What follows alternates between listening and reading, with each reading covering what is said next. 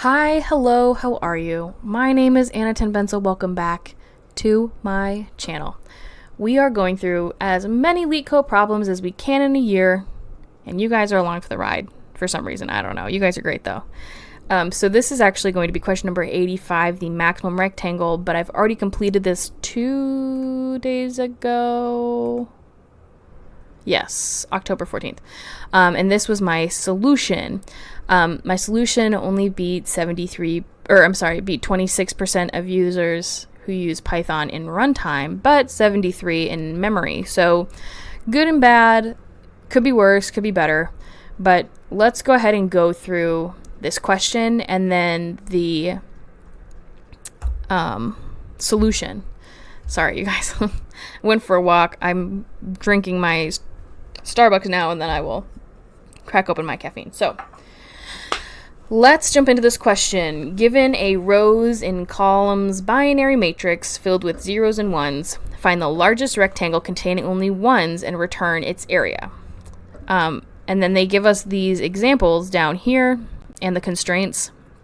Now, this is one thing I think I wish I would have done in order. The previous question was about histograms and finding the maximum area of histograms. So, and I just did that problem like 35 minutes ago, 40 minutes ago.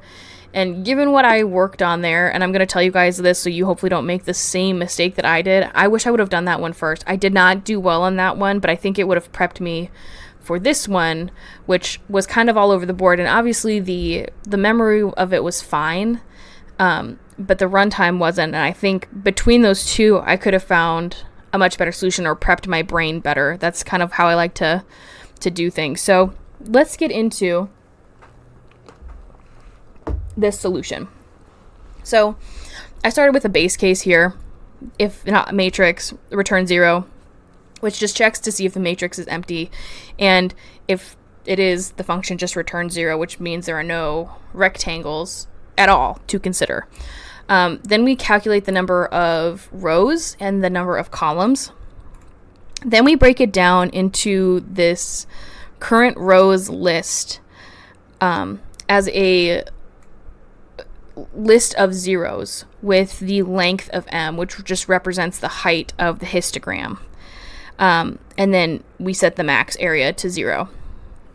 We then go into a histogram function, which just calculates the maximum area of the histogram using the same algorithm as finding the largest rectangle in a histogram.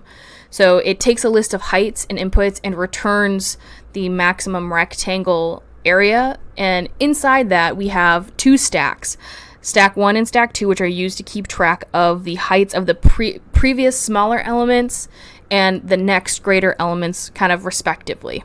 Then we also have two arrays in this, left and right, which are used to store the indices of the first smaller element on the left and the first smaller element on the right for each element in that input list. So the code will then iterates through the heights and updates the left and right arrays, and based on the next smaller and next greater elements, if that makes sense. So that's basically what this is for the most part. And this was for I keep getting these confused. This one was for the previous smaller element, and this was for the next greater element. I did have it notated for a minute because I kept getting confused writing them, but digressing. Then we go through this maximal rectangle situation where we just have a code that goes through the rows of the matrix at that point and updates the current row to represent the heights of the histogram. And then for each row, it calculates the maximum, rectangle area using the histogram function. So for each row, we do that, update the max area if a larger rectangle is then found. Finally, the function then returns the max area results, which like we've mentioned, is the largest rectangle in this particular binary matrix that we're testing. So we're utilizing dynamic programming here, folks. That's basically the tweet.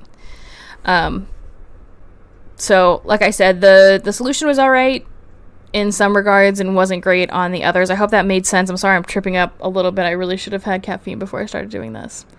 So I will take a quick break and I will see you guys in the next video. I haven't done that one yet, so I'm excited to kind of kickstart my brain again. But I have the solution in my GitHub repo. You guys know where it is. Video description down below. Feel free, please, to fork and clone, make it better, make it worse, have some fun, learn something new. Maybe describe it better than I just did, because I know I'm not describing it as well, just because I'm still trying to kickstart myself today. So, yeah. Thank you guys so much for watching. I will see you guys in the next video. Goodbye.